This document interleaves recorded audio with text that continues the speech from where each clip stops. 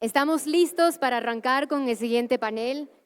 Cada detalle en la puesta en escena del encuentro ha sido minuciosamente cuidado, como se puede apreciar en el montaje de flores, de plantas, mobiliario, salas, colores.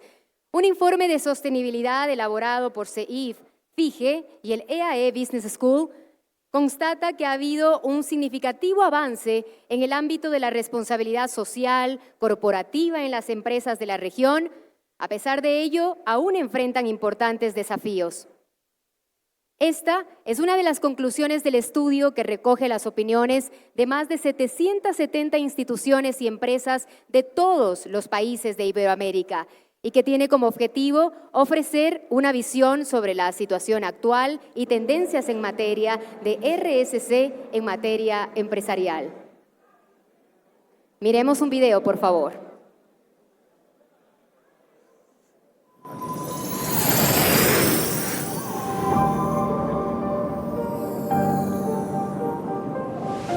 Sostenibilidad. Más del 63% de las empresas han incorporado los ODS en su estrategia o están en el proceso de hacerlo. El objetivo es promover inversiones que busquen rentabilidad y consideren el impacto ambiental, social y ético para generar empleos verdes e impulsar el crecimiento económico inclusivo y la protección ambiental. Nuestro compromiso es auténtico. En este mundo cada vez más industrializado que demanda soluciones de infraestructuras sostenibles. La sostenibilidad se basa en el principio de asegurar las necesidades del presente, sin comprometer las necesidades de las generaciones futuras, sin renunciar a la protección del ambiente, del crecimiento económico y el desarrollo social. Todo el mundo tiene que hacer su parte.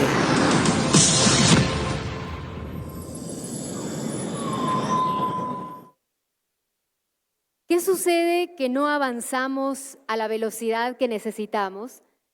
En el siguiente panel, Sostenibilidad, oportunidad para una Iberoamérica más competitiva, nuestros invitados analizan cómo podemos aprovechar oportunidades donde no solo se busque rentabilidad, sino también se considere el impacto ambiental, social y ético.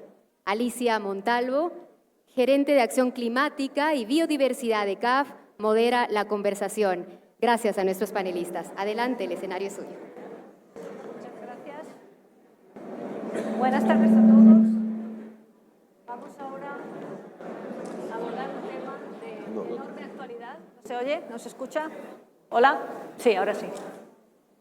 Que tiene muchísimo que ver con la empleabilidad, con todo lo que hemos escuchado a lo largo del día y de la tarde. Y que precisamente es muy oportuno, ahora que nos encontramos justo en las vísperas de la cumbre de cambio climático. Bueno, está ya empezando, de hecho, de Azerbaiyán, recién terminada la cumbre de biodiversidad, en vísperas del G20. Son muchas las cosas que están sucediendo ahora que ponen la sostenibilidad en un primer plano y es un honor para mí moderar este debate en el que nos acompañan el señor Bruce McMaster. Él es el presidente de la Asociación Nacional de Empresarios de Colombia. Andy, buenas tardes, Bruce. Hola, Alicia. Carolina Baltodano, que es la directora de Sostenibilidad y Ciudadanía Corporativa de CMI Capital. Hola, Carolina, ¿cómo estás? Buenas tardes. Alejandro Huertas, él es el Country Manager para Colombia y Ecuador del Grupo Cox Energy. Buenas tardes, Alejandro. Juan Cierco, director corporativo de Iberia. ¿Cómo estás, Juan? Buenas tardes. Y Alfonso Gómez Palacios, que es el CEO de Telefónica Hispanoamérica. ¿Cómo estás, Alfonso? Yo quería dar unas palabras iniciales pues precisamente para contextualizar dónde se encuentra América Latina en todo este debate internacional en materia de sostenibilidad y todos los problemas y oportunidades que surgen en relación con el medio ambiente. Creo que existe una oportunidad inigualable para que la región tome esta posición de liderazgo que ahora mismo está un poco en cuestión, ¿no? Sabemos que hay muchos movimientos en Europa, en Estados Unidos. Creo que es un momento para que la región tome el liderazgo en cuestiones que son de enorme relevancia para el desarrollo productivo de la región y para la creación de oportunidades de empleo, que es el tema que nos guía en el día de hoy. Y veo 4 razones importantes y también al mismo tiempo contradictorias, pero que crean un espacio enorme para el trabajo del sector privado. En primer lugar, por supuesto, el papel clave de la región en materia de desarrollo de energías renovables. Bueno, aquí vamos a hablar luego de esto. Aunque efectivamente la región contribuye muy poco a las emisiones globales de gases de efecto invernadero, el potencial de las renovables es muy grande y, sobre todo, el potencial de las renovables a nivel global pasa también por la provisión de minerales críticos que se encuentran también en la región y que constituyen un reto importante para que la región no solo sea una proveedora de minerales críticos, sino que aproveche esta oportunidad para crear una cadena de valor productiva en la región y oportunidades de empleo. Por lo tanto, me parece muy importante esta primera oportunidad y este tema de que América Latina y el Caribe se conciba como una región de soluciones a los temas de cambio climático. La transición energética que tiene que ser justa, como todos sabemos. En segundo lugar, me gustaría destacar la importancia de un sector del que quizá no se ha hablado mucho todavía, pero es el sector agropecuario, el sector de transición agroecológica, un sector que en la región constituye la principal fuente de emisiones de gases de efecto invernadero por el impacto que tiene sobre la deforestación, pero también por prácticas agrícolas que muchas veces no son sostenibles, no son suficientemente productivas, lo que generan mayores emisiones y, por tanto, si la región quiere convertirse en la fuente de soluciones para la seguridad alimentaria, también pasa por una transformación productiva y una generación de oportunidades de desarrollo económico y de empleo. En tercer lugar, creo que hay un tema que hemos hablado mucho estos días, aquí cerca en Cali, que es la biodiversidad. La importancia de los ecosistemas de la región, cómo realmente aprovechar los servicios ecosistémicos que la región genera para nuevas oportunidades en sectores como el turismo sostenible, por supuesto agricultura también, la bioeconomía, transición energética también, es decir, generar oportunidades de empleo asociadas a los servicios ecosistémicos. América Latina y el Caribe, aunque solo tienen el 13% del territorio global, tienen el 70% de la biodiversidad. Y creo que esto es una oportunidad que muchas veces no se pone suficientemente de manifiesto a la hora de hablar de oportunidades para las empresas. Y, por supuesto, también un tema que, desgraciadamente, es muy importante en la región, que son los impactos del cambio climático y la necesidad de adaptar las infraestructuras y los servicios básicos a todos los desastres naturales. Estamos viendo enormes y terribles desastres en Colombia, en Ecuador, en todos los países de la región. Y creemos también que hay una oportunidad que viene de trabajar las infraestructuras de una manera distinta, generar oportunidades también para que se conciban los servicios básicos de una manera diferente y, por tanto, abordar problemas como son la inequidad y la pobreza que existen en la región, atendiendo desde el principio los problemas que se plantean por los impactos del cambio climático. En definitiva, yo creo que transitar hacia un modelo productivo sostenible es clave y, por supuesto, el papel que desempeñáis las empresas privadas, el sector privado, es fundamental para poder realizar esa transformación. Por tanto, bueno, nosotros desde CAF estamos trabajando mucho para que todas estas oportunidades se materialicen, crear los entornos habilitantes necesarios para que la inversión en la región sea una realidad, pero los protagonistas al final sois vosotros, sois los que tenéis que decidir dónde se invierte, cómo se invierte y, por tanto, nosotros desde las instituciones multilaterales lo que queremos hacer es acompañar con recursos financieros innovadores, canje de deuda, bonos verdes y, por supuesto, todas las operaciones de crédito y cooperación técnica. Por tanto, entrando ya en la materia, yo quería precisamente abordar esto y me gustaría pues empezar quizá por ti, Juan, que es una pregunta un poco general, ¿no? ¿Cómo concebís vosotros desde vuestra empresa pues la sostenibilidad y cómo veis que eso realmente revierte en mayores posibilidades de negocio y competitividad? Por favor. Muchas gracias. Buenas tardes a todos. Muchas gracias por contar conmigo, con Iberia, en este panel. Hablar de aviación y sostenibilidad a veces es abrir la caja de Pandora. No, somos un sector y una industria, un negocio que está siempre bajo sospecha y creo que es bueno intentar explicar lo que la aviación está haciendo y lo que la aviación aporta a la sociedad. La pandemia fue un desastre para todos, fue un desastre mundial. Fue un desastre económico y dentro de la economía probablemente el sector más afectado fuera el turismo y además del turismo el sector de la aviación. Pero nos ayudó también a tener una campaña de marketing no fue gratis ni mucho menos, nos costó millones de euros al sector. Muchas empresas de aviación estuvieron a punto de quebrar, pero nos hizo una campaña de marketing excelente. Por primera vez en la historia, en las últimas décadas, el 98% de los aviones estaban parados en tierra, no podían volar. El 2% que volaban únicamente era para llevar ayuda humanitaria, intentar traer a las personas que estaban varadas por el mundo, intentar llevar mascarillas y respiradores para ayudar a la recuperación de los enfermos y la prevención de la enfermedad. Y creo que fue una imagen que no nos gustó a nadie.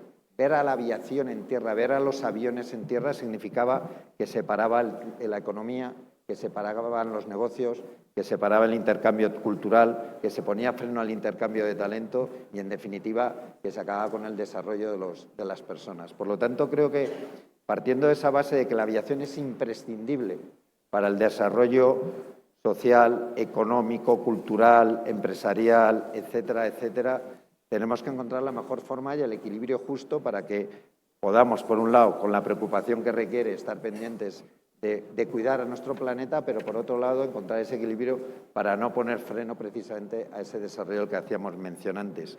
A mí hay veces que me inquieta, por utilizar un verbo suave, el populismo que se ha desencadenado con toda esta situación, porque es verdad que no se han encontrado todavía, a diferencia de otros medios de transporte, unos sistemas, unas herramientas lo suficientemente sólidas para paliar y mitigar el efecto de la contaminación. Pues existen los coches eléctricos, se está trabajando con el hidrógeno verde. Ninguno de los que estáis aquí, de los que estamos aquí, nunca vais a cruzar el charco, vais a ir a Europa o vais a venir de Europa aquí en un avión de hidrógeno verde o eléctrico. Nunca.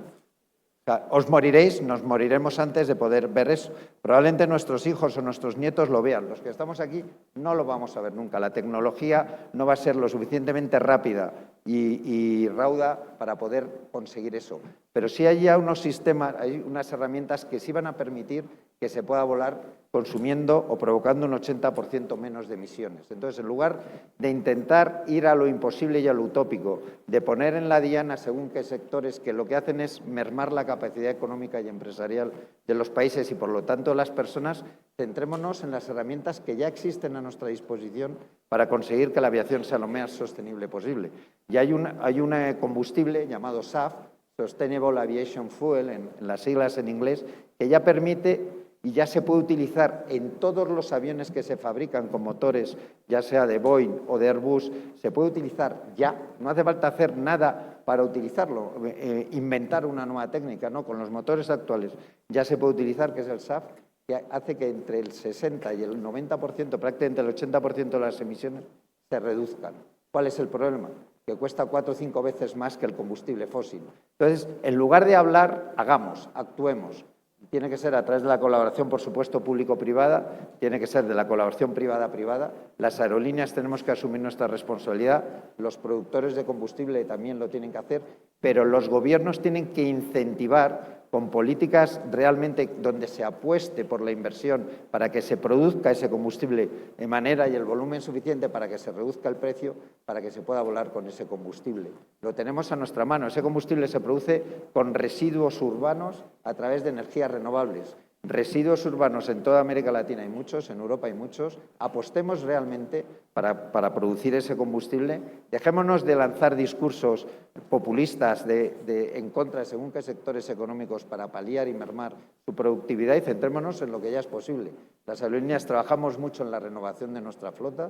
Los aviones modernos consumen entre un 30 y un 40% menos de combustible que los antiguos. Nos cuesta mucho dinero y estamos trabajando en ello, pero también trabajemos para producir ese combustible sostenible que permita que sigamos volando, que los aviones no se queden en tierra y que volar no sea en definitiva algo que va a pasar a todos. Volar, algunos, para mí es muy barato porque yo vivo de eso, para vosotros probablemente es muy caro porque lo tenéis que pagar, pero si no trabajamos así, volar, y esa a lo mejor, ya que soy periodista de formación, quiero dejar un titular, volar para todos los que estáis aquí en esta sala, si no trabajamos en eso va a ser mucho más caro.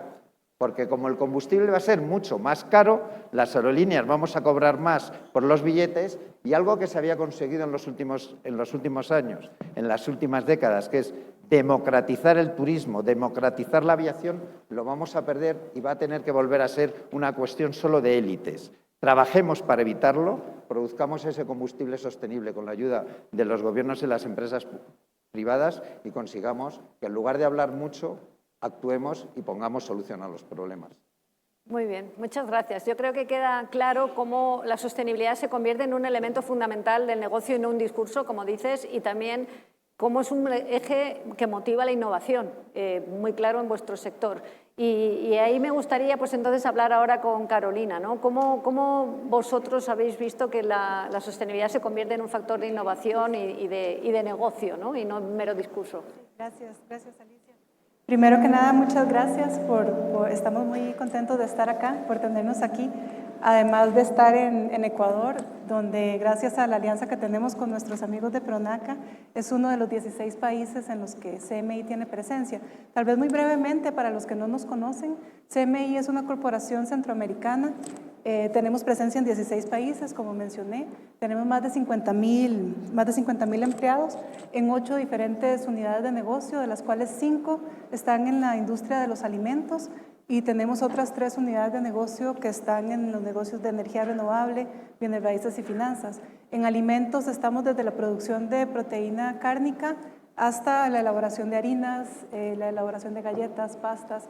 Tenemos una unidad fuerte de restaurantes, que también es una de las unidades también que tenemos presencia en varios países. Una de nuestras marcas más conocidas es Pollo Campero, tal vez algunos aquí la conocen. CMI es una corporación que trabaja con un propósito muy claro, que es generar con calidez familiar oportunidades que cambian vidas. Y dentro de la competitividad y la sostenibilidad, para nosotros la clave del éxito ha sido ligar la estrategia de sostenibilidad a la estrategia de negocio y entender la sostenibilidad como parte del negocio y parte de lo que hacemos para construir a la corporación a la que queremos llegar y generar estas oportunidades. Y lo hemos hecho con 2 grandes focos. Un foco es el foco que tenemos en operaciones sostenibles, y ahí básicamente lo que buscamos es disminuir nuestra huella ambiental con sentido de negocio. ¿Qué quiere decir esto? Que buscamos reducir emisiones, por ejemplo, y priorizando las unidades de negocio donde eso nos agrega un valor de eficiencia, un valor de competitividad, un valor comercial a nuestras marcas también. Buscamos también temas de generar economía circular, también con sentido de negocio, para buscar también que eso nos genere mayores eficiencias dentro de nuestra producción. Pero también tenemos otro gran foco dentro de nuestra estrategia de sostenibilidad, que es soluciones sostenibles. Y ahora usted lo mencionaba al principio, de la importancia de generar en la región esas soluciones. Y en las soluciones sostenibles lo que nosotros buscamos como corporación es generar negocios desde la sostenibilidad. Y aquí, para mencionar solamente 2 de muchos ejemplos que tenemos, uno de los principales ejemplos es nuestra unidad de energía. Nosotros en este momento somos el generador privado de energía renovable más grande de Centroamérica, y evitamos más de 1.500 toneladas de CO2 al año. Entonces, eso es un negocio que es rentable para nuestros accionistas, pero que también tiene un beneficio y es una solución sostenible. Otra solución sostenible que quisiera mencionar son las oportunidades que generamos para pequeños emprendedores. Y es que yo creo que en una región como América Latina, el componente social de la sostenibilidad no se nos puede quedar de lado. Creo que se ha hablado extensamente hoy sobre la importancia de generar esas oportunidades. Por ahí decían también que las oportunidades deben surgir del mundo empresarial, y CMI está muy consciente de esto. Tenemos, por ejemplo, algunos modelos de negocio como las casas del pollo, que son pequeños emprendimientos, que es un modelo comercial. En este momento tenemos más de 800 casas del pollo. La gran mayoría son operadas, las dueñas son mujeres, y son pequeñas ventas de pollo a nivel de la comunidad. Y estas ventas de pollo, como parte del modelo comercial, nosotros también entrenamos a estos propietarios, a estos pequeños empresarios, en temas de inocuidad, en temas de calidad, pero también en temas de cómo hacer que sus negocios prosperen. Entonces, estas son el tipo de oportunidades que nosotros generamos como parte de las soluciones sostenibles, y así tenemos varios ejemplos que que quizás más adelante les puedo comentar o si no fuera de foro, pero donde buscamos eso, donde buscamos desde la sostenibilidad generar negocios y que nuestra estrategia como corporación se alinee con la sostenibilidad, porque creo que se ha discutido también en paneles anteriores de cómo la sostenibilidad puede representar costos para las corporaciones y para las empresas. Entonces, parte de lo que nosotros hemos buscado es que esa estrategia de sostenibilidad esté alineada con la estrategia de negocio de CMI. Muchas gracias. Sí, yo veo pues un poco cómo es el reto, ¿no? Pues en el caso de Juan, pero ahí lo has planteado como una oportunidad también y también para Iberia. Entonces, me gustaría ahora un poco preguntarle a Bruce también, ¿no? Desde una organización empresarial que está en grandes empresas, pequeñas empresas y que habéis convertido la sostenibilidad en un eje transversal. Me consta que nos cuentes un poco cuáles son quizá los retos o las oportunidades que estáis viendo que de manera más sobresaliente se están planteando. Sí, Alicia, gracias. Hola. Hola, ¿sí? Sí. Sí, como tú acabas de decir, la ANDI, organización donde yo trabajo, es una organización empresarial, es un gremio en Colombia, la Asociación Nacional de Empresarios. Entonces la visión nuestra es un poco distinta porque la pregunta es, nosotros como organización somos capaces de ofrecerle qué a los empresarios, qué ofrecerle al país, qué ofrecerle a los ciudadanos, de manera que para nosotros el reto es un reto transversal. Diciendo lo siguiente, nosotros sentimos que el reto de la sostenibilidad que existe hoy en día en el planeta es un reto no resuelto. Es decir, realmente no tenemos en este momento una estrategia clara en donde sabemos la humanidad va a hacer lo siguiente para lograr realmente mitigar, digamos, el cambio climático, bajar, digamos, las emisiones de CO2, reducir el calentamiento global. Y lo que nos encontramos es con una cantidad de gente con buenas intenciones, haciendo esfuerzos individuales, todos muy valiosos, pero que todavía no conducen a que se produzca una solución planetaria, digamos, dicho de alguna forma, o una solución desde el punto de vista de la especie humana. Con esto veo al sector empresarial, digamos, a una gran cantidad del sector empresarial, a una gran parte del sector empresarial haciendo esfuerzos importantísimos. Los ejemplos que nos han mostrado ahorita, de los cuales seguramente oiremos ahora mencionar. Y diría yo que parte de lo que hicimos nosotros desde la organización fue plantear como preguntas. Una de las preguntas más interesantes que planteamos fue cuáles son las cosas que hace el sector empresarial que puede hacer mejor, más rápido, que pueden además mejorar la posición, digamos, del sector empresarial como un agente importantísimo en términos de la producción de sostenibilidad y cómo podemos nosotros hacer que eso lo puedan hacer las empresas grandes y las pequeñas. Y les quiero hablar de dos ejemplos sencillos. Uno, que nació en un ejercicio minero, digamos, con una gran disputa que hubo en una región minera, en donde finalmente una mina muy grande, digamos, y fue muy famosa en su momento de oro, no se pudo desarrollar, que aquí en Ecuador hay casos que lo veíamos esta mañana en el tema petrolero también, y nos planteamos la pregunta, ¿por qué no se logró desarrollar? Y nos encontramos con que el gran obstáculo fue la conversación con la comunidad alrededor de los temas del agua. Y llegamos a la conclusión de que había que establecer una estrategia clara para conversar con las comunidades en términos de cuenca, cuenca, estamos en donde estamos, ¿no? Pero en términos de cuenca de agua, es decir, todos al final estamos en una cuenca, todos realmente somos parte de un río, de un arroyo, en fin, de las múltiples versiones de cuenca, y cómo hacemos nosotros para poder generar entonces una conversación con la comunidad desde lo empresarial, y creamos una organización que se llama el Centro Nacional del Agua y la Biodiversidad, que resultó muy importante en la COP en Cali, donde compartimos con Alicia, además compartimos panel, porque resulta, claro, le pusimos atención a la biodiversidad hace unos 10 años, nadie le ponía mucha atención y resulta que una gran cantidad de ejemplos terminaron resultando ejemplos además icónicos. El otro ejemplo muy interesante es al raíz de la COP16, la COP21 de París, que no es la de biodiversidad, sino la de cambio climático, en donde ustedes saben todo ese compromiso alrededor de la reducción de producción de desperdicios en empaques.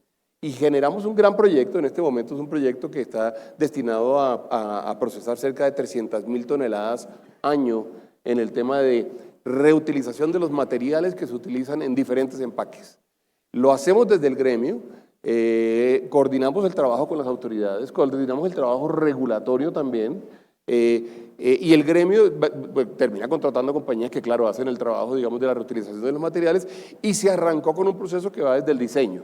Entonces había que diseñar el material, hay que diseñar los empaques, y tenemos en este momento cerca de 800 empresas en más de 10 programas, que son programas que van desde la reutilización de baterías o la disposición de baterías, de neveras, de luminarias, de medicamentos vencidos, que parece que una cosa menor, pero es muy grande, de dispositivos, perdón, de empaques que provienen de la agroindustria, y lo más grande, el tema de empaques en la alimentación. Entonces, el gremio hace eso. Hoy en día somos un proyecto grandísimo. Es un proyecto que nosotros esperamos que este año ya hicimos 164.000 toneladas. Tiene un programa muy grande de ruedas. Procesamos más de 5 millones de ruedas en Colombia para volverlas asfalto. Y creemos nosotros que además tenemos una oportunidad de llegar rápidamente, ojalá 500.000 de toneladas en total entre todos los proyectos relativamente pronto. Está el tema de desperdicios electrónicos, celulares, computadores. Todo eso hay que hacerlo bien. ¿Cómo se hace para sacar además los minerales y separarlos? Y lo estamos haciendo desde ese punto de vista, y creemos que puede ser una buena oportunidad, que por cierto con el BID, es tu competencia, ¿verdad? Sí. No, yo soy de la CAF. Por eso, tu competencia. Competencia. ¿Qué te dice? Sí. Creí que decías que No, mi competencia, no, la no, competencia. No, te confundiste. Que el BID, que es tu competencia, tenemos un proyecto en donde más estamos en este momento, digamos, como enseñándole a nuestros pares las experiencias que hemos tenido hasta ahora, las buenas y las malas. Entonces ya le podemos decir, no hagan esto, no se metan por aquí, pero en cambio se hacen esto otro.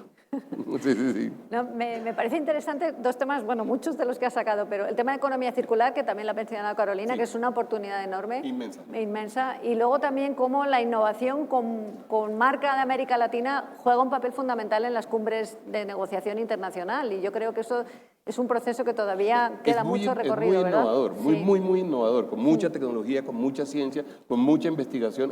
Tienes toda la razón. Bueno, muchas gracias. No, y con el BID no somos competencia, somos súper amigos. No, bueno, yo quería pasar ahora a Alejandro, ¿no? Porque vosotros en realidad sois una empresa que nace ya para y por la sostenibilidad, ¿no? Pero que en una cuestión que ha mencionado Bruce, que es todo el involucramiento de las comunidades locales, las comunidades indígenas, yo creo que ese es un reto muy importante que vosotros también os estáis encontrando en la implantación de renovables. Me interesa entender no solo cómo es el recorrido de vuestro negocio en la región, sino cuáles son quizá los retos que estáis viendo también para que se amplíe todavía más. Muchas gracias, Alicia. A ver, yo creo que para responder esa pregunta lo más fácil es contar una historia resumida de lo que es Grupo Cox y de cómo empezó hace tan poco tiempo, hace poco más de 10 años, y ya mañana pues estamos dando el salto y estamos saliendo a la bolsa española, y esto pues está reflejado digamos, en tres cosas que yo creo que son la respuesta a eso. Básicamente la sostenibilidad, claro está, energías renovables y América Latina o Iberoamérica. Como empresa española, pues fundada por Enrique Riquelme, que hoy en día sigue siendo su socio mayoritario, decidió a sus 20 y tantos años venirse a Latinoamérica a buscar suerte, siempre en la cabeza con la sostenibilidad y las energías renovables, y siempre fue, digamos, su drive para llegar a donde está hoy.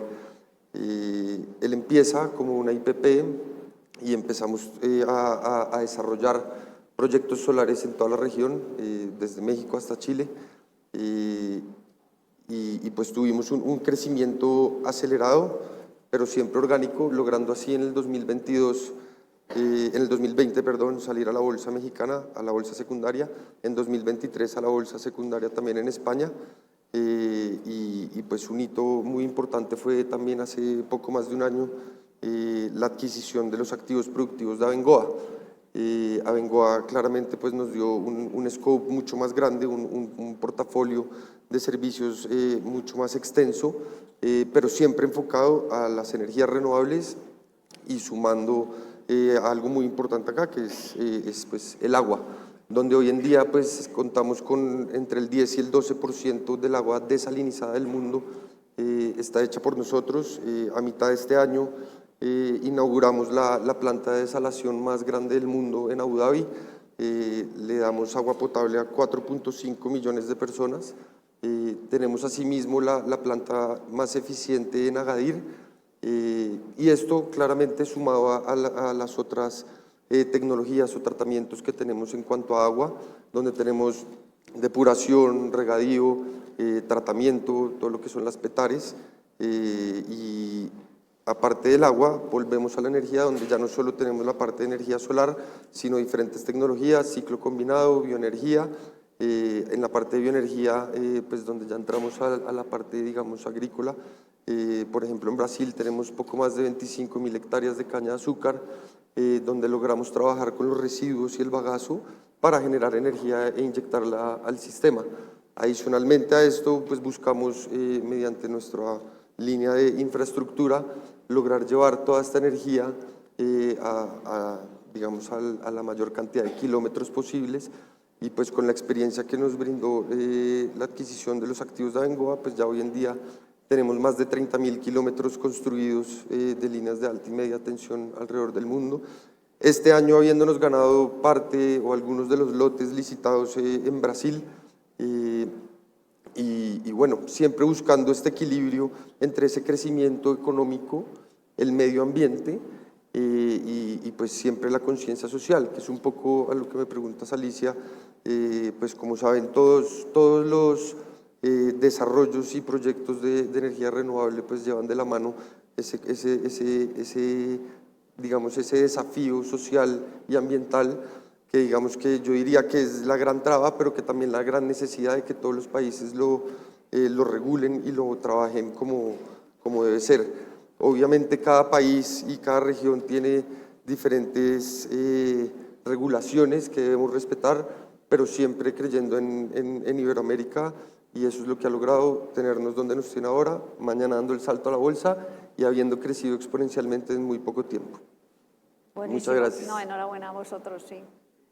Y bueno, y ahora me dirijo a Alfonso, porque vosotros, pues, lógicamente veis todo este tema desde una perspectiva muy transversal, habilitadora, facilitadora, y me gustaría, Alfonso, escucharte, ¿no? ¿Cómo trabajáis con otros sectores para que la sostenibilidad, efectivamente, con todo lo que suponen las tecnologías, pues pueda ir más allá de lo que ya está yendo? Alfonso.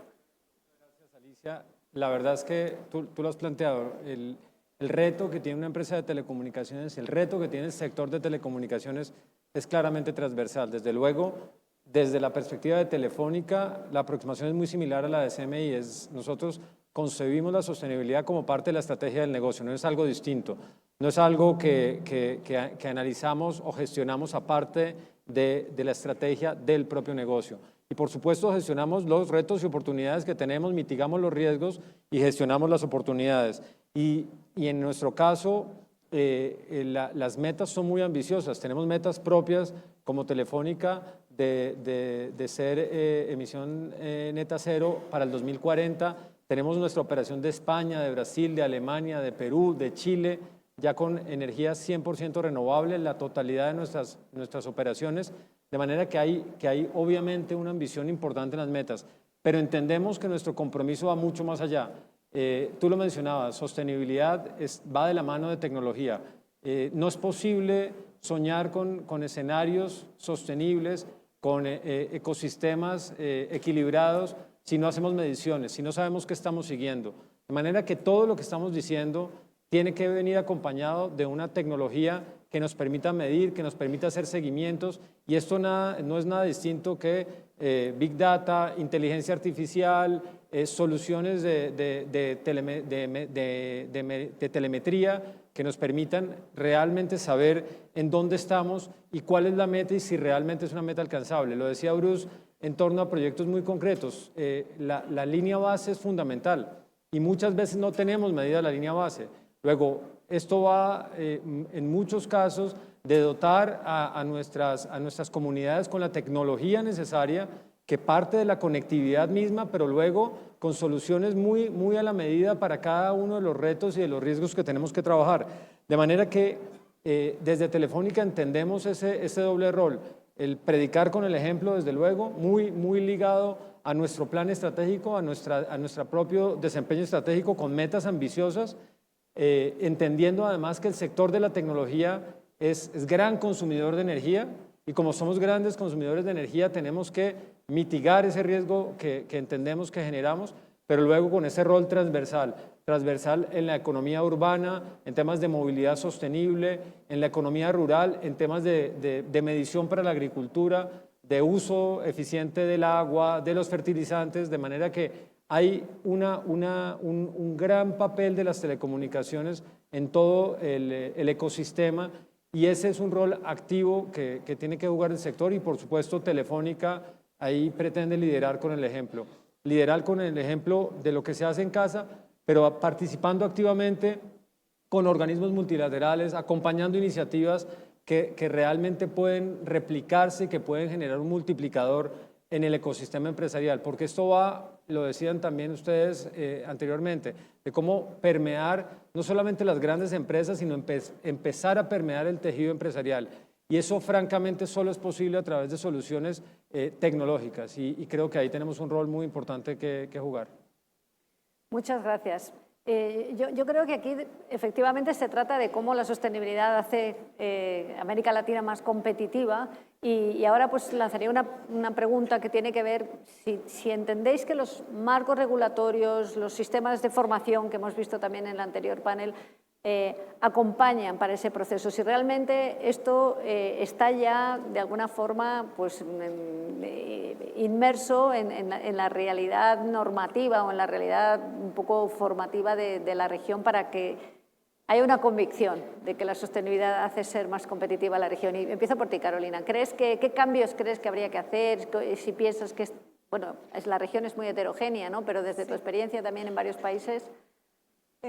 Sí, yo creo que hay una tendencia en América Latina, igual que en Europa, a regular cada vez más los temas de sostenibilidad, a tratar de prevenir a través de la regulación el greenwashing, y también a ligar la información financiera a la información no financiera. Es decir, cada vez más países, al igual que España, están buscando que los estados de información financiera presenten paralelo estados de información no financiera.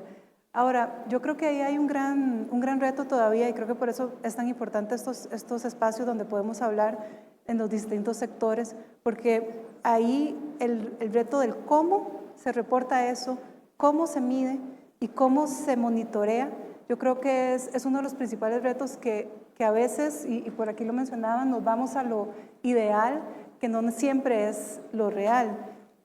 Un ejemplo, tal vez, y les cuento una discusión ahorita que tenemos a nivel interno de CMI, es con los Science-Based Targets. Por poner un ejemplo, hay bastante consenso de que ese sea el cómo se miden los temas de las emisiones. Sin embargo, los Science-Based Targets nos exigen medir la línea base y nos exigen trazar una meta que es una meta absoluta. Es decir, si yo hoy emito 100, tengo que decir cómo y cuánto voy a emitir dentro de 5 años, pero tiene que ser menos de 100 mi meta, por ejemplo. Nosotros ahorita en CMI tenemos una estrategia de crecimiento bastante agresiva. Y además, parte del rol que tiene CMI, nuestros productos son productos de canasta básica. Nosotros tenemos un rol importante también en la seguridad alimentaria de la región. Entonces, en la medida en que la población crece, nuestra operación y nuestros productos tienen que crecer. Entonces, no hay ningún escenario en el cual yo pueda generar menos emisiones de aquí a 5 años. Ahora, lo que sí puedo garantizar, y estamos trabajando para eso, es que cada libra de pollo que yo produzco genere menos emisiones, y lo puedo medir por libra. Entonces, eso es un ejemplo, digamos, de ese debate de cómo estamos midiendo lo que estamos haciendo, cómo estamos rindiendo cuentas, pero que de pronto y no necesariamente lo más real o lo más funcional para empresas que queremos hacer las cosas bien, que estamos comprometidos con reducir nuestras emisiones. Ese creo que es un ejemplo. Creo que otro ejemplo también importante es el tema de la transición energética, ¿verdad? De ahí también creo que hay retos importantes, porque hay que hablar de transición energética, pero también hay que hablar de seguridad energética, ¿verdad? Y ahí hay un tema de potencia que no necesariamente las energías renovables resuelven con tanta facilidad. Entonces no podemos hablar de una transición, digamos, al 100%. Pero además, cuando nos vamos a la energía renovable, tenemos los retos de la licencia social, que también ya mencionaban, que algunas veces ese crecimiento de energía renovable no necesariamente va al ritmo que necesitamos para que vaya de la mano con la productividad. Entonces, yo creo que hay tendencias a regular, creo que eso es bueno porque al final nos da certidumbre. Se ha hablado también de la necesidad de que las empresas tengamos certidumbre jurídica en los países donde operamos, de saber a qué es lo que nos atenemos, eso es súper importante, pero sí yo creo que a la hora de operacionalizar esa regulación es importante generar discusiones que involucren al sector privado. Nosotros tenemos un reto muy grande con el tema de los empaques, por ejemplo. Tenemos que transportar pollo a zonas muy remotas, necesitamos que ese pollo llegue en buen estado y de pronto hacer eso sin el plástico encarece enormemente un producto que es de las proteínas, si no es la proteína más barata a la que tiene acceso una población además que tiene retos serios de pobreza y de exclusión como son las poblaciones en América Central. Entonces, yo lo que creo es que la regulación, está bien que haya tendencias, eso nos da certidumbre, yo creo que todos los empresarios estamos de acuerdo en que necesitamos entender ese marco jurídico en el que estamos operando, pero a la hora de operacionalizar eso dentro de nuestros negocios, dentro de nuestras operaciones, creo que hay algunas discusiones aún pendientes y creo que espacios como este donde podemos sentarnos el sector privado con sectores públicos también es bien importante y generar cada vez más esas mesas de discusión. Hablando de marcos regulatorios, ¿no? También Alejandro antes lo ha comentado, que cada país tiene su propio marco regulatorio y yo quería pues, preguntarte en qué medida crees que se está avanzando y también la transición energética tiene un coste, como decía Carolina. Creo que bueno, los cálculos son muchos, pero los últimos que he visto, 4% del PIB anual para la transición energética, para el cumplimiento de las contribuciones nacionales determinadas, las NDCs de los países, que es muchísimo, ¿no? Y claro, el presupuesto llega a veces o no llega. Entonces, ¿cómo ves ahí si los marcos regulatorios acompañan? ¿Estáis viendo regresión, avances?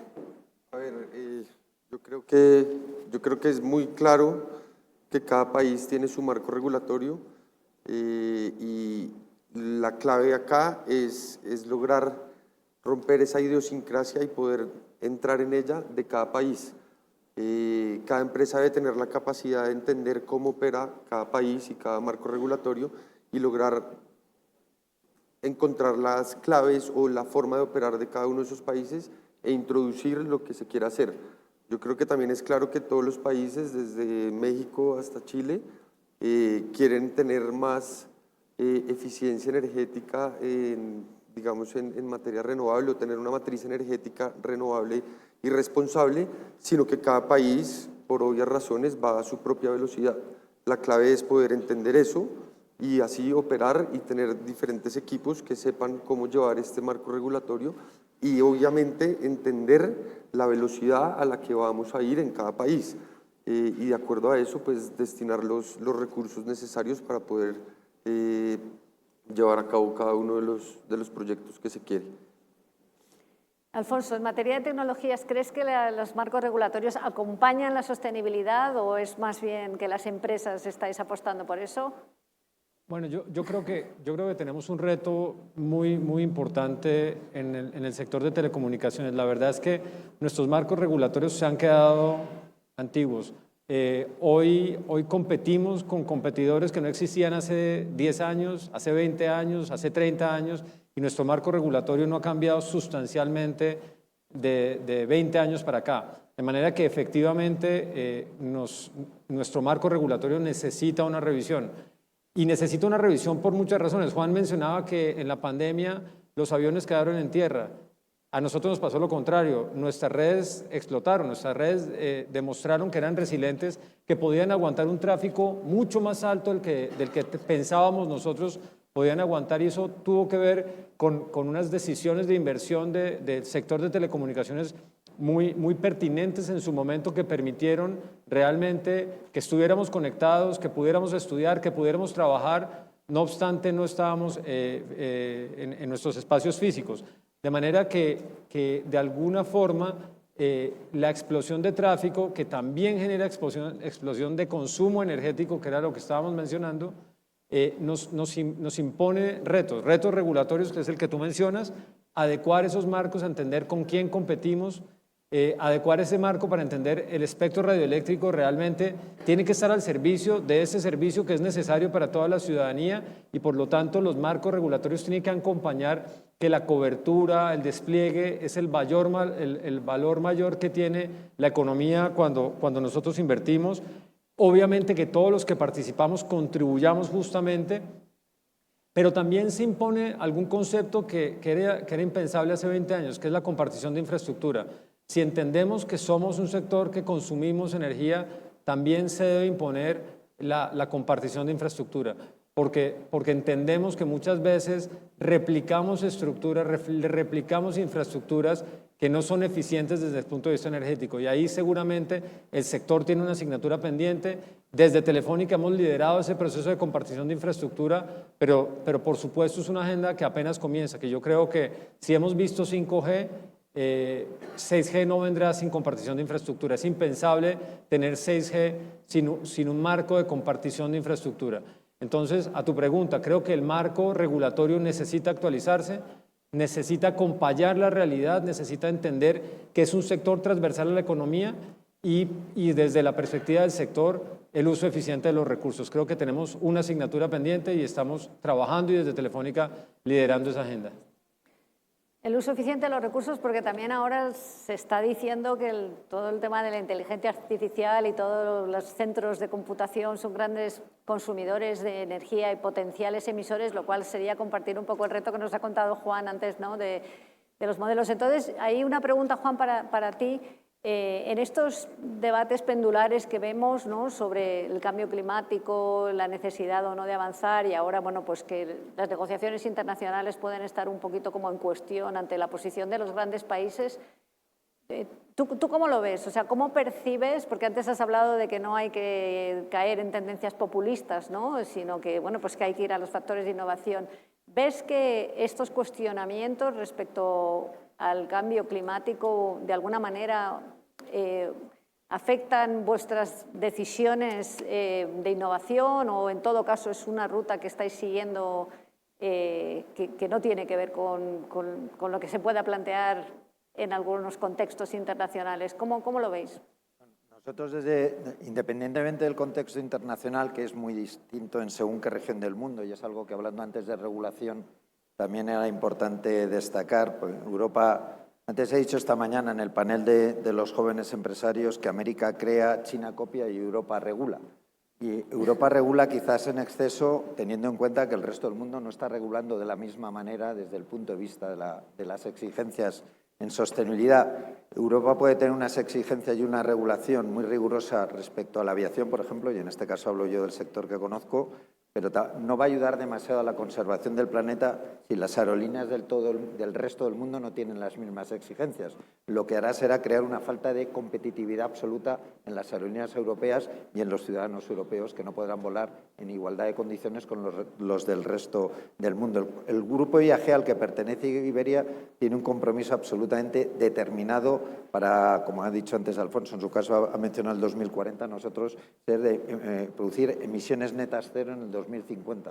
Fuimos el primer grupo de aerolíneas en adquirir ese compromiso, pero hay que hacerlo de una manera inteligente y equilibrada. Estamos hablando mucho de la inteligencia artificial, esta mañana se ha hablado a lo largo de los distintos paneles aquí, seguro que se va a hacer y a lo largo de toda la cumbre también política mañana se hará, pero a veces nos olvidamos de que la primera inteligencia que necesitamos es la humana. Está muy bien tener inteligencia artificial, pero como tengamos y sigamos trabajando mucho por extender la estupidez natural, vamos a acabar, la inteligencia artificial nos va a ayudar muy poco a la hora de resolver algunos problemas que tenemos en la actualidad. Por eso hay que buscar ese equilibrio para, a raíz de lo que comentas de tu pregunta, encontrar ese balance adecuado para que la sostenibilidad, que no solo es medioambiental y que, por supuesto, tenemos que centrar nuestros esfuerzos en ella, sea también una sostenibilidad financiera, una sostenibilidad social, una sostenibilidad laboral, porque sin las siguientes, la primera tampoco se desarrollaría. O en la COP16 de Cali, de la biodiversidad, en octubre pasado se hablaba de paz con la naturaleza. Es imposible que haya paz con la naturaleza si no hay trabajo, si no hay desarrollo, si las empresas no ganan dinero, si las empresas no invierten. Por lo tanto, en lugar de regular en el concepto de prohibir, de impedir, y poner más trabas administrativas y también a través de impuestos al desarrollo de las empresas, tenemos que regular desde un punto de vista de incentivar, de apostar por la innovación, de acompañar a las empresas que son, en definitiva, junto, por supuesto, con los gobiernos y los estados, los que van a tener que sacar esta patata caliente adelante, porque como sigamos prohibiendo, como sigamos poniendo palos en las ruedas, en lugar de ser una sociedad competitiva también en materia de sostenibilidad medioambiental, vamos a estar a años luz de otros competidores que, como decía Alfonso, están haciendo en otras partes del mundo y con los que nos vamos a sentir absolutamente en desventaja. Yo creo que tenemos que ser, desde América Latina, desde Iberoamérica, también desde Europa, por supuesto, lo más inteligentes posibles para crear, como hacen los americanos, que nos copian a nosotros los chinos, y regular con inteligencia humana y no solo apostar por la inteligencia artificial. Sí, yo creo que la COP de biodiversidad efectivamente lo que ha hecho es poner la biodiversidad como una oportunidad también de desarrollo productivo y no como un factor limitante. Nosotros, por ejemplo, en CAF estamos impulsando iniciativas de bioinnovación, de bioinspiración, y hablamos de inteligencia artificial, inteligencia humana, como tú has dicho, pero también inteligencia natural, o sea, la inspiración en la naturaleza para innovar, y hay todo un campo de innovación que creo que en América Latina tiene muchísimo recorrido al tener tanta biodiversidad. Pero has hablado de regulación y regulación europea, y entonces me siento tentada a preguntarle a Bruce por la regulación europea, el Pacto Verde en materia de pues, todo lo que afecta al sector agroalimentario, ¿no? Sí. El Pacto Verde, el reglamento sobre deforestación importada. ¿Cómo lo estáis afrontando eso? ¿Cómo lo estáis viendo? Sí, yo cuando mencionaba al inicio, en la primera intervención, que yo siento que la humanidad no está caminando, digamos, el camino correcto y que no estamos produciendo soluciones, yo diría que uno de los hechos en los cuales se materializa con más fuerza realmente esa no solución es en el tema de la regulación. Yo tiendo a estar de acuerdo con lo que menciona Alfonso y con lo que menciona Juan, en el sentido de que la forma como nos hemos, o como la humanidad ha decidido acercarse, tiene varios problemas. El primero es que hay una cantidad de personas que se consideran muy buenas, que se consideran superiormente morales, sobre todo el resto del resto de la humanidad, que trata de decirle al resto de la humanidad que son inconscientes, que no saben lo que está sucediendo, que no saben el daño que se le produce al planeta, y después de que se lo dicen, tratan de imponerle una regulación sobre qué es lo que hay que hacer y qué es lo que no hay que hacer. Y los otros, pues terminamos todos, probablemente con las mismas preocupaciones, con la misma conciencia, pero terminamos todos siendo señalados como los victimarios de lo que estos que están acá sí fueron capaces de decir o sí fueron capaces de hacer.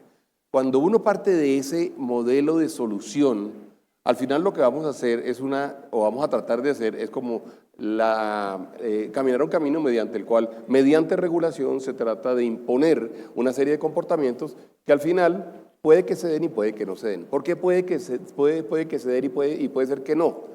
El caso de las COPs es muy importante. Cuando uno le dicen que vamos a ponernos una meta, por ejemplo, en términos de emisiones de CO2, y le dicen, fírmela a todo el mundo, la firmamos todos, pero Estados Unidos dice, yo no la firmo.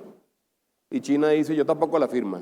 Y eventualmente la India dice, yo tampoco la firmo. Y al final ahí tenemos el 80% de las emisiones. Y nos quedamos los otros, el otro 20% de las emisiones con unas, como dices tú, con unas faltas de competitividades inmensas, y el planeta no está produciendo soluciones. En el caso de la biodiversidad, la COP de biodiversidad pasó lo mismo. No hubo declaración final. Se hizo toda la reunión, nos reunimos, 3.000 empresarios, nunca había habido más de 1.550 empresarios, así fue en Montreal, y terminamos nosotros teniendo al final una COP sin declaración final y donde no hay un compromiso de todos. Entonces, esto es para decir que mientras no cambiemos la forma de regular y la regulación no sea el resultado de esas superioridades morales impuestas al resto de la población o al resto de la humanidad, y no nos convirtamos realmente en una regulación, en productores de regulación efectivamente resultado del compromiso de todos, en la cual todos estamos convencidos, en la cual nos garantizan que todo el mundo lo cumple, en la cual nos garantizan que China lo cumple, nos garantizan que Estados Unidos lo cumple, nos garantizan que efectivamente tengamos, digamos, eventualmente todos condiciones similares. Hasta que eso no pase, la regulación va por el camino equivocado. Porque la regulación hoy en día va a terminar siendo, les decía yo, en la COP en Cali, les decía yo, vamos a terminar con estados que no firman, con compromisos que no son cumplibles, porque muchos compromisos no son cumplibles, con gente que firma compromisos que no va a ser capaz de cumplir, y por último, con estados que no son capaces de hacer cumplir el compromiso. Y nos encontramos con un grupo muy pequeño de gente formal, de gente más o menos seria, de gente más vigilada, que sí se obliga, digamos, a cumplir con todas las normas y que al final no produce la solución para la humanidad. A mí me parece que uno de los problemas grandes que tenemos hoy en día en el planeta es justamente la forma como estamos abordando el tema de la regulación. Y hasta que no tengamos regulaciones cumplibles, regulaciones que sean el compromiso de toda la humanidad, regulaciones en donde todos decimos, sí señores, tenemos que hacer esto porque de lo contrario no le vamos a dejar un planeta aceptable a las próximas generaciones. Hasta que no tengamos eso, no vamos a ser capaces de producir una solución. Entonces imponerlas con unas bases ideológicas muy fuertes, que además, por cierto, y mencionaste algo, y lo mencionó también Alfonso, que me gusta mucho que lo hayan dicho, impuestas sin estudios completos. Es decir, a uno le dicen, por ejemplo, hace poco en Colombia apareció la idea de que no debería haber ni un carro nuevo que no fuera eléctrico. Ah, bueno. Entonces, ni un carro nuevo que no sea eléctrico. Pero preguntas, ¿tenemos la energía?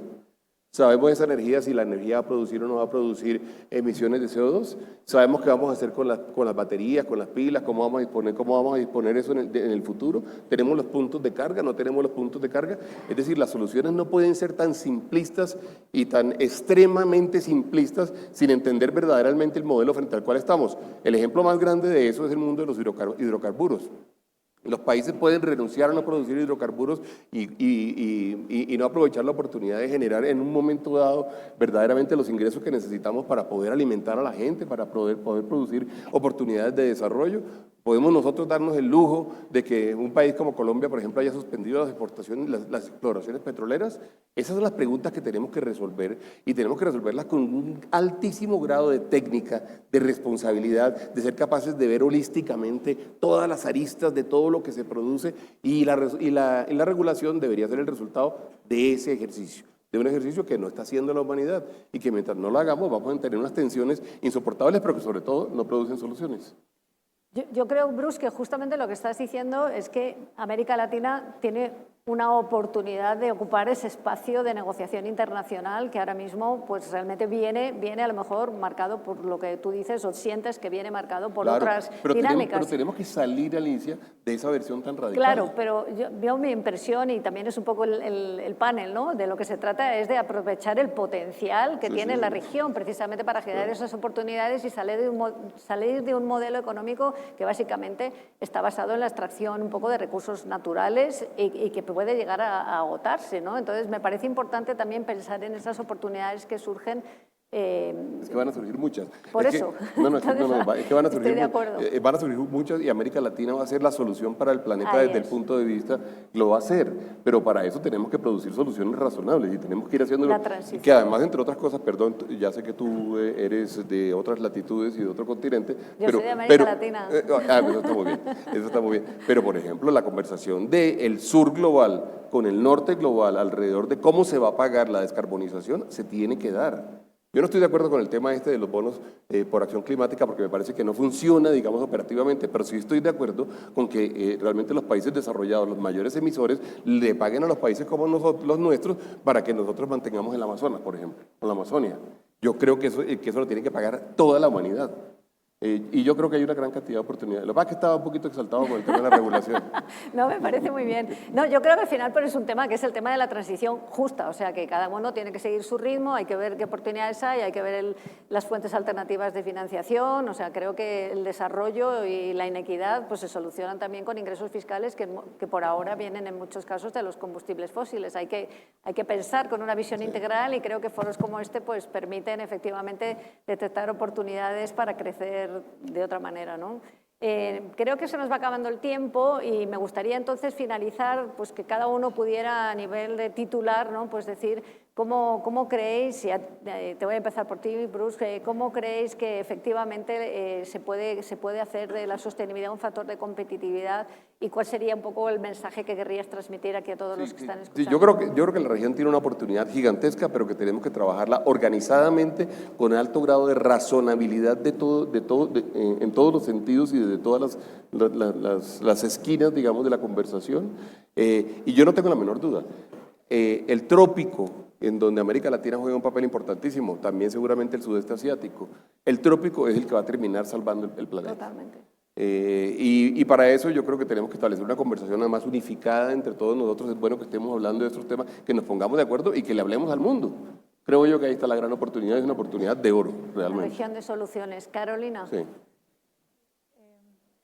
Yo creo, lo mencioné al principio, las principales oportunidades de la sostenibilidad están en las soluciones sostenibles, están en generar nuestra estrategia de sostenibilidad de la mano con la estrategia de negocio. Y eso es precisamente lo que nos habilita, eso es precisamente lo que nos hace que tenga sentido, lo que hace que si nosotros empezamos a generar acciones de sostenibilidad en paralelo o que se contraponen a lo que necesitamos hacer con el negocio, ahí es donde nos encontramos con los problemas, ahí es donde la sostenibilidad empieza a ser vista como un costo y eso la verdad que no le conviene a nadie. Al final, la oportunidad de la sostenibilidad es en entender cómo esa sostenibilidad va a llevar a mi negocio a ser más competitivo, más eficiente, cómo me va a agregar un valor comercial, porque efectivamente sí hay consumidores que pueden pagar esa diferencia, pero también cómo desde la sostenibilidad puedo generar productos que son soluciones sostenibles. O sea, hay unos que son muy obvios, la energía renovable, el apoyar a las pequeñas y medianas empresas desde las grandes corporaciones creo que es clave también como un componente de una solución sostenible y ser realistas. O sea, yo creo que el qué está claro, hacia dónde queremos llegar y qué es lo que el planeta necesita, yo creo que eso está claro. Yo creo que lo que necesitamos y la oportunidad que hay es en cómo vamos a llegar ahí. Y eso creo que cada industria también tiene que tener esas discusiones. Y yo sé que no es una discusión tan sencilla, porque al final tenemos que poder medirlo, tenemos que poder compararlo. Es decir, no es un tema tan fácil, pero sí creo que hay que empezar a relativizar un poquito esas ambiciones tan absolutas que de pronto tenemos y lograr generar esas estrategias de sostenibilidad que van de la mano con los negocios, que van de la mano con el progreso, que no se olvidan de que la población está creciendo y hay que alimentarla y hay que darle energía ¿verdad? Y hay algunos temas ahí que nos van a representar cada vez más retos cuando hablamos de sostenibilidad. Entonces, al final creo que la oportunidad está en el realismo y la oportunidad está en que la sostenibilidad sea parte de nuestro giro de negocio dentro de las corporaciones y las empresas. Muchas gracias, Alejandro. Bueno, nosotros con la empresa que tenemos, con lo que tenemos ahora mismo, estando en sectores como la energía renovable o como el agua, es muy clara la responsabilidad que tenemos con la región y con Iberoamérica, con Latinoamérica. Tenemos muy claro que tenemos que ayudar, tenemos muy claro que tenemos que hacerlo de manera sostenible. Tenemos que entender la regulación de cada uno de los países, tenemos que estar conscientes de tanto del medio ambiente como tener conciencia social en cada uno de estos sitios donde estamos. Estamos en constante búsqueda claramente de oportunidades donde podamos ayudar. Por ejemplo, estamos ahorita en Manaure, Bruce, buscando cómo ayudarlos con el tema del agua. Cómo poder sacar esa agua del mar, del océano, hacer ósmosis inversa, desalinizarla, darle agua potable a la gente y después pues, seguir este proceso en todos los sitios más necesitados de toda Latinoamérica que creo que nos necesitan y como empresa española estamos totalmente conscientes de esto. Ya tenemos algunos países claramente más avanzados que otros. En Chile ya hemos logrado hacer algunas desalinizadoras. Y yo pues como country manager de Colombia y de Ecuador sí que tengo pues los objetivos gigantes ahorita con la crisis energética en Ecuador. Estamos buscando la forma que sea para poder ayudar a Ecuador y bueno, un poco con el ejemplo que dijo Bruce ahorita de los carros eléctricos, está claro que las soluciones son clarísimas, lo que toca es evaluar esas aristas y esas consecuencias que esa solución trae y trabajarlas desde antes de plantear la solución para poder llegar a ejecutarlas de manera eficiente. Y termino con esto, el ejemplo claro en Colombia, Bruce, es la transmisión. Muchos están queriendo generar energía, hay muchísimos proyectos de energía renovable en desarrollo, de hecho que ya están listos para construirse y que no tienen cómo conectarse a la red.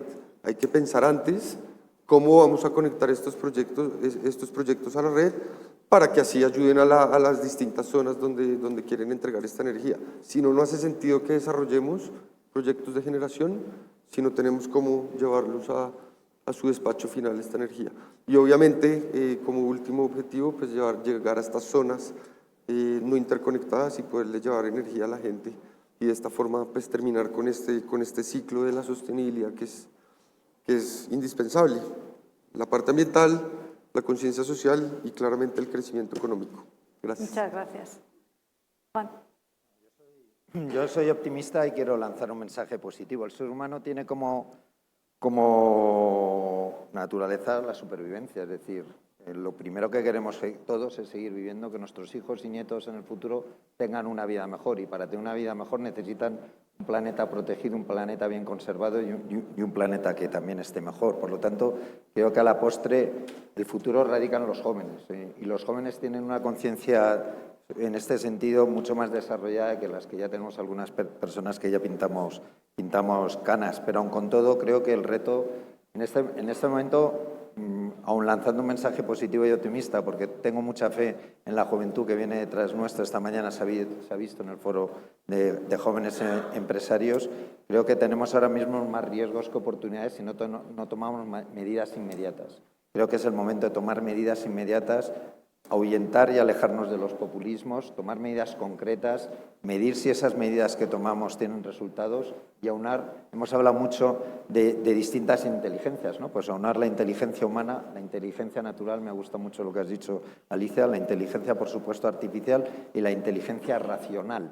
Es decir, tomemos decisiones racionales a corto plazo con soluciones concretas que ya están al alcance de todos y que pueden mejorar mucho el futuro también del planeta y el futuro, como tú decías ahora también, ese equilibrio entre la sostenibilidad medioambiental, social y financiera, pero también a medio y largo plazo con proyectos que sean realmente ambiciosos y que puedan cambiar de verdad los riesgos y convertirlas en oportunidades. Bruce lo ha dicho.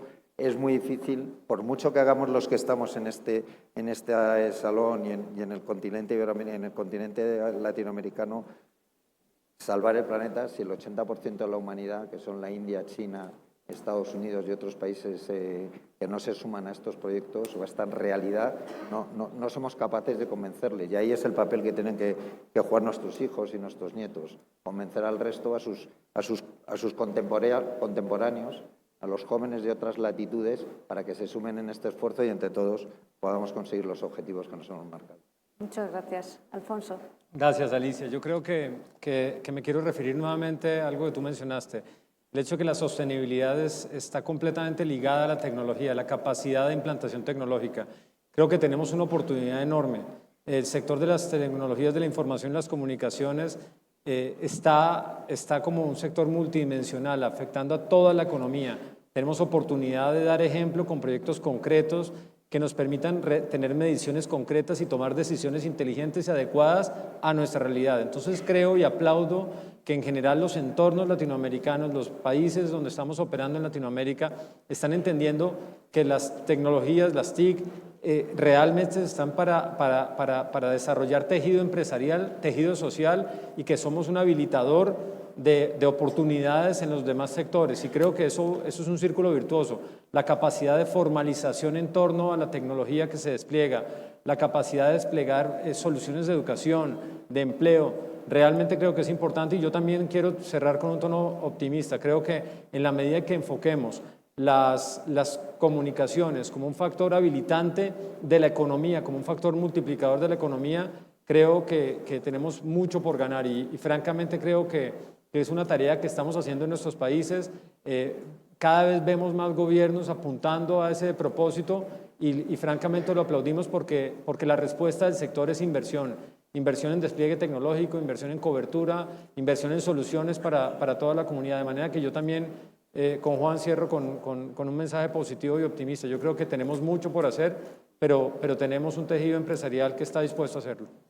Muchísimas gracias. Yo creo que ha sido un panel interesantísimo. Hay que recordar que todos los países de Iberoamérica, América Latina, han suscrito el Acuerdo de París. Todos los países han firmado el Marco Global de Biodiversidad, lo que demuestra un compromiso claro e inamovible hacia la sostenibilidad. Muchísimas gracias a todos. La verdad es que ha sido apasionante para mí este panel y gracias y espero que haya sido útil para todos ustedes. Muchas gracias.